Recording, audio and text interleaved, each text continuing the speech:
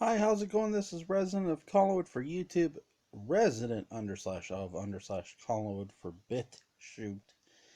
And I'm here to continue my read along reviews of John Philip Betancourt's continuing blog series, The Return of Dark Shadows, Series 3, Chapter 3, Those That Are Scorned.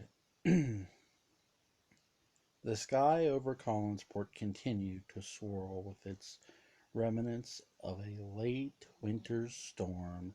The air had a mist that sprinkled all around town and stuck to everything it touched. It was water from the sea. It was water from the sky.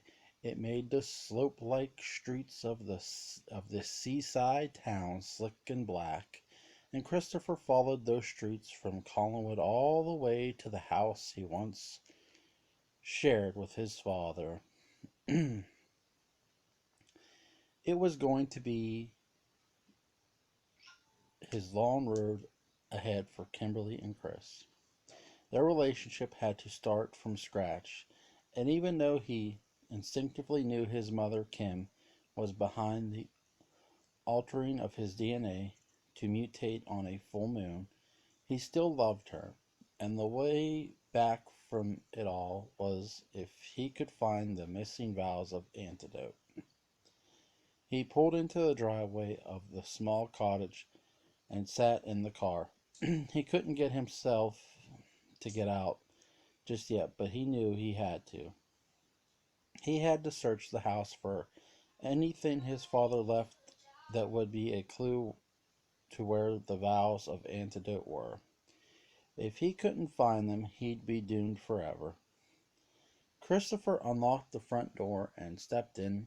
Memories came flooding back of his childhood with Victor and without his mother. They were good times. Even if he was lonely, his father treated him well, even though most of his life was lies and betrayal. But this home, this life, was all he knew. And the guilt that he was responsible for his own father's death, no matter the state of his mind, was killing him. Despite it all, the sadness and the guilt, Chris knew that the only way to end it all was to find the vials of the antidote Kimberly created and Victor harbored. Chris searched high and low in the little house he shared with this his late father, even in the dark basement with the cage where Victor kept Chris during the full moon experiments. But nothing, the antidote vials were still missing. Christopher was beginning to fear there may not be any of those vials left to save him, and just as he began to clean things up and leave, Alexander walked in the front door. Alex. Hi. What are you doing here? Chris asked, surprised to see her. Where have you been? I've been looking for you for 2 days, Alexander replied coldly. I know, I'm sorry. It's been really insane lately. I haven't really been myself, Christopher said truthfully. How did you know I was here? Alex didn't want to tell him she was connected to him telepathically. Now her new powers were to be kept as secret as possible. And if she was going to get back at Claudia for what she had done, Chris needed to be kept in the dark as well. It was the only place I could think of. How have you been? Alex said, coming up to Christopher very closely. He said uncomfortably and pushing her away. A mess, actually. It's like I don't know where reality begins or ends. Are you mad at me? Why do you feel so distant all of a sudden? Alexander questioned with a furrowed brow. Alex, look, a lot of things are different now. My father has died, my mother is back, and Chris said as turning away from Alex as he began to explain this situation when Alex suddenly interrupted. And you're sleeping with Claudia. Christopher turned back to Alex quickly with a shocked expression on his face. He could feel the energy radiating from Alex's body in his direction. She even looked different. This was a side of her he had never seen before. What? What are you talking about? That's not true, Chris answered. She'll never be the right person for you. She'll only take, and take. Some more, and then when you have nothing left she wants, she'll just dispose of you, Christopher. You have to listen to me, Alexander said in a sudden shift in moods of anger and desperation. Alex, I don't know what you think you know, but Claudia has been, well, she's been through a lot too, Chris said, stammering in his speech. Is that what she told you? Everything she's been through is just a smokescreen to cover up the kind of person she is. She's evil, Alex yelled. No, Chris responded defiantly. You don't understand us. Us, so you're an us. Alex shot back again, changing modes.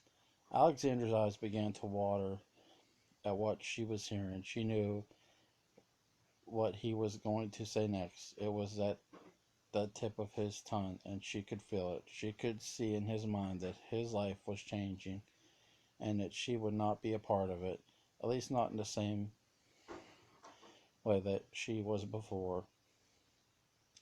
She and I are a lot alike, Alex. You couldn't understand, actually. You should be very grateful that you don't understand the type of people Claudia and I are. We're different. Things have happened to us. Strange and unexplainable things, Chris said, referring to Claudia's supernatural powers and his werewolf alter ego. But Alex did understand. Ever since Claudia left Alex's body, she had retained some of those powers that were now overtaking her mind. Well, then, I guess that's it, then. We're over before we could ever really begin, Alex said as she seemed to accept Christopher's explanation. But there was one more thing she had to do. Alex knew why Chris came home to search for the vials of antidote.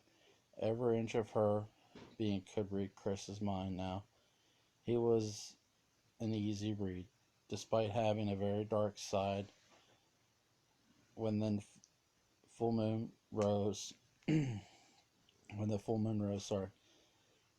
above Colin, he was a very kind person who was trapped between the dark and the light. Oh, one more thing, Alex said, turning back around to face Chris. Were you looking for something? Chris looked at her confused. How could Alex know he was looking for something? He did not answer, and she smiled, a Cheshire cat smile that made the hairs on the back of Chris's neck stand up. Alexander closed her eyes, and the room's temperature turned freezing cold. Chris could see his breath coming from his mouth. The energy in the room suddenly turned menacing while Alex seemed to go off into a distant place in her mind. She took a deep breath and snapped open her eyes and coldly walked over to painting of the bay that surrounded Colin's board on the living room wall. She carefully removed it to reveal a safe that she easily opened, leaving a chilled to the bone Chris in utter shock. As she opened the safe, she pulled out a brown leather satchel, and inside the satchel were 6 vials of a lavender substance that seemed to almost glow. Christopher instantly knew what they were, the vials of antidote that would remove the mutated gene Kimberly and Victor created. It turns him into a werewolf, the substance that Chris so desperately needed. Alex, I need you to give this to me, Chris said calmly as he stepped closer to her with his arm reached out. She smiled again and then smashed all the 6 of the vials on the hardwood floors. They were destroyed, gone. Christopher felt gutted and stood in shock as Alexander grinned again and said in a sinister voice that Christopher barely recognized, Don't worry, I'm sure Claudia will make it all better. Christopher stood in devastated silence in the living room and watched Alexander walk out the front door into the misty Maine evening without a regret in his stride. The Collinwood mansion soon saw itself blanketed by the ocean fog. As the sun began to set over Widow's Sail, the moon in its sickly form crept far off in the distance, awaiting the slow, steep decline into the sun's deep sleep. Barnabas, fresh off his altercation with Leopold, knew it was safe to journey out into the manor. His mission this evening was to locate his good friend, Dr. Julia Hoffman. For years, Julia did all she could to rid Barnabas of his lust for blood. Her time in Collinwood was marred by a string of unfortunate events that this generation of Collins family members were already experiencing themselves. It's true, Collinwood was no place for the meek at heart. It was a place for those who were destined to see the kind of things no one would ever imagine they would encounter, and Julia was one of those people, even if she had ulterior motives. Barnabas, dressed in one of his finest dark suits, made his way into the south part of the mansion on the first floor that had been specifically designed as Julia's office. She had 3 rooms in that wing of the house, apart from the small apartment like area on the second floor. The area was somewhat abandoned, meaning most of the current crop of Collins family never went there, but it was kept clean every week. The housekeepers were often seen dusting, dusting along the hall and vacuuming the ornate Persian rugs that lined the long corridor that connected all 3 of Julia's rooms. Room 2 was the room Barnabas was curious about the most. It had been the room where Julia had conducted a number of experiments on him, a room that brought back several memories. He took a gulp and tried the door, but it was locked. Barnabas closed his eyes and took the knob again into his hand. The hallway darkened and the potted plants began to tremble. The drapes on the windows swayed slightly by a mysterious breeze, and suddenly everything stopped and the lock clicked. He opened the room's door and looked around. It was relatively the same for the most part, but the furniture had changed. He ran his fingers along Julia's desk as he passed it, leaving a straight line down the side of the desk where the dust had settled. He carefully walked over to a bookshelf with the seemed like hundreds of volumes of Julia's notes. He pulled one and saw the date, July 18th, 1969. He opened it and read, He isn't reacting well at all to treatment. I have, for the most part, continued with all my knowledge to help him, but I feel as though perhaps whatever I have done has not done Barnabas any good. We will start a new form of therapy tomorrow. I hope we can work out our differences by then as well. Dr. Julia Hoffman.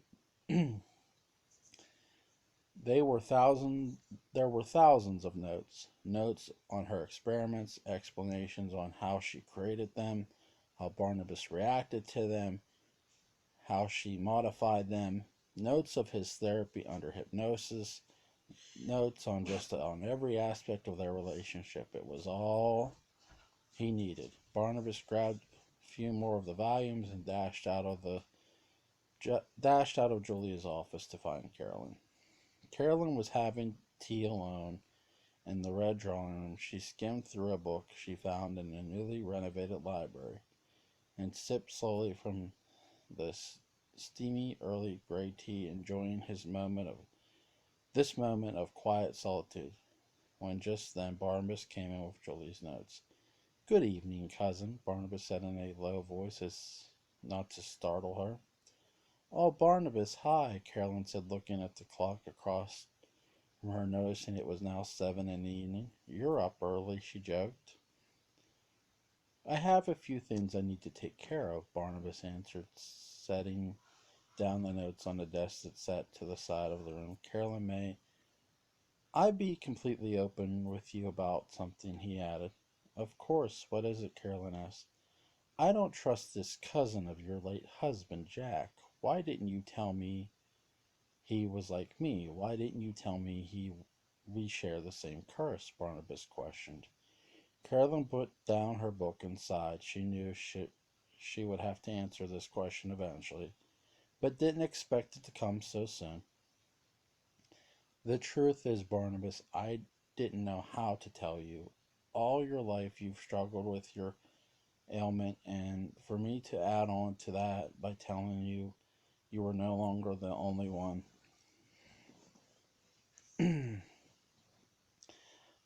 I don't know. I don't know how this is all going to work out.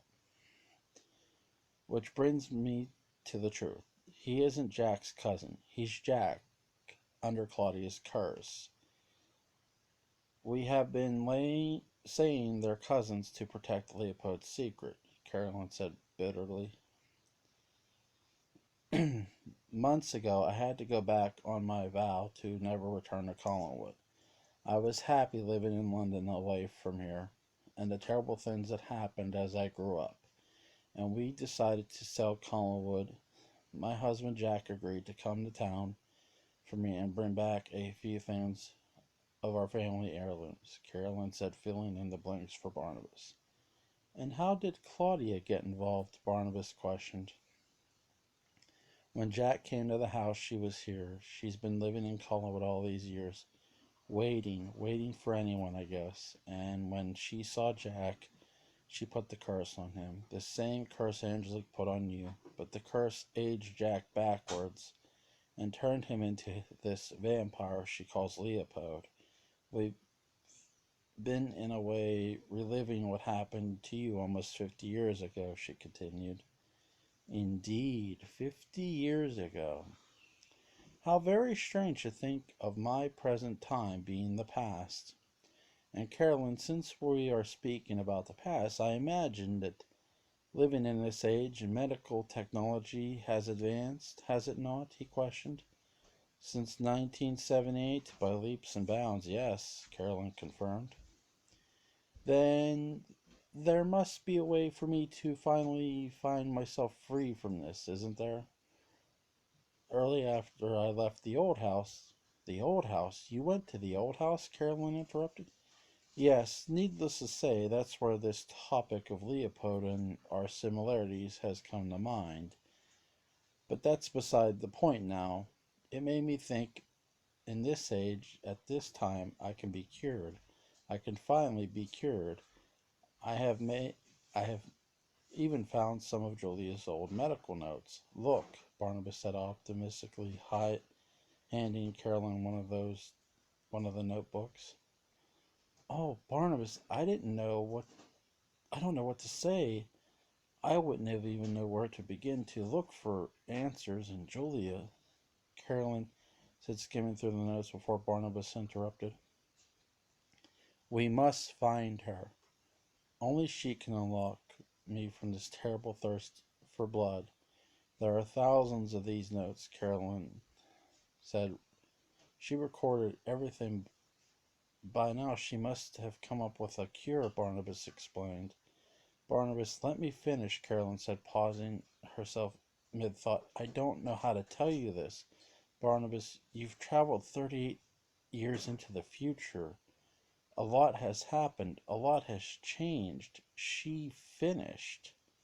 I understand, Barnabas said in a tone, as if we were waiting for the other shoe to drop. Before I moved to England many years ago, Julia died, Barnabas said. Julia died. Barnabas, she died in 1985. If she were alive today, she'd be close to 95 years old. I'm so sorry, Barnabas, Carolyn said. The realization that there may be no hope finally started to set in, and Barnabas began to feel his first real taste of defeat. A sensation he was not comfortable with, a sensation he was not accustomed to. Life seems to come and go for so many, and yet I remain here, as this a prisoner of time, cursed forever, to see my family and friends move on forever. Barnabas then turned and looked out of the drawing room window that looked over a grand lawn that stretched out to the cliffs that so often are battered by the unrelenting Atlantic Sea. The reality of his position now and this time was overwhelming. He could now save himself. How could he now save himself? Sorry. How could he finally be free from the powerful curse of Angelique? Carolyn felt horrible. She knew that Barnabas' quest to return to who he was had been his life's mission, a mission for over 50 years he had failed to achieve time and time again. Just then, Kimberly and Caleb walked into the foyer directly across from the drawing room. They had spent most of their day out and about Collinsport reconnecting. Caleb went upstairs to change clothes for a meeting with Kate, and Kimberly walked into the drawing room, shuffling through her purse. Carolyn and Barnabas both turned when Kimberly walked in, a moment that would break their seriousness of their conversation, and in that moment Carolyn had an idea that felt like a double-edged sword. Kimberly should be the doctor that assists Barnabas in his quest for the vampire cure. It was the only way. Kimberly, Carolyn said softly when the idea came to her. Barnabas looked confused, and Kimberly looked up from her purse and noticed she wasn't alone in the room. Oh, excuse me.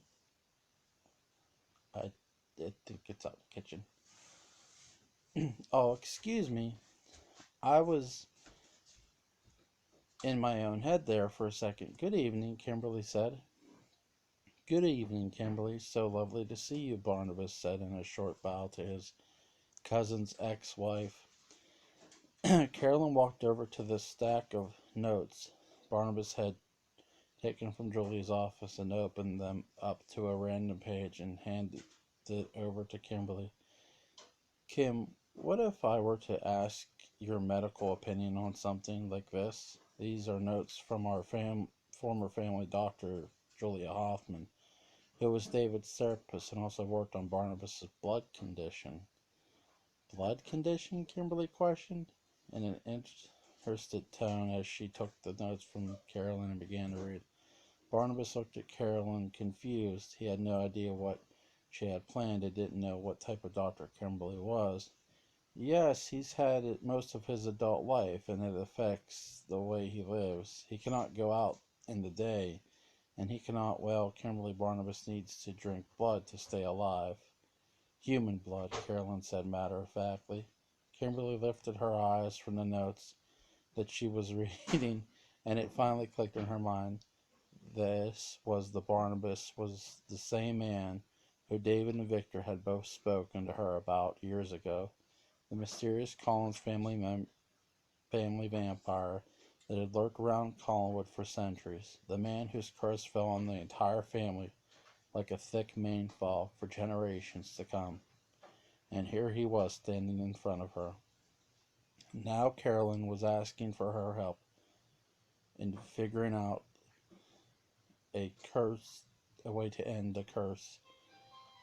If you would help Kimberly out, Kimberly, our family would be indebted to you, Carolyn said, with a tight jaw, knowing that her relationship with Kimberly had been strained at best since her divorce from David and the affair with Victor was revealed. Would Kimberly agree? And could Carolyn's scorn for her finally erode if she did agree? Barnabas stood patiently waiting her decision, knowing full on that this would be something he could never repay her for if she did agree. Kimberly opened the notes again and looked them over. She took a minute to think. When do we begin? Dr. Kimberly Collins, her voice clear and precise, said in her decision. Barnabas and Carolyn looked at each other silently. A new era was about to begin. So that's my read along. Here's my review real quick. For Series 3, Chapter 3. I love the reference of Dr. Hoffman. It's so well done. And again, John's done that throughout this series. When I continue my read along reviews, you'll see that he continues out into further chapters. There are mentions of older characters, and obviously you've seen it here, David, etc., etc. Um, I really love the love triangle. The love triangle is so well done here. You have Alexandra, who's just she's pissed. She's got these witches' powers, and she's just pissed at Christopher for kissing and sleeping with Claudia. It's like, God damn it, goddamn man whore. But and she just breaks the vows, and just the pure emotion that goes off on Alexander with these powers, it makes you think of, Claudia had more control of her powers. With Alexandra, she's more going off the emotion of her actions. I don't think she has, we've seen that with Kate. She doesn't have the full fledged control yet. And that's going to come way later on, at least in my standpoint, from my reader's perspective. I really enjoy these. These are very, very fun to read and very fun to follow along with. Link's going to be in the description box, guys. You guys have a good one.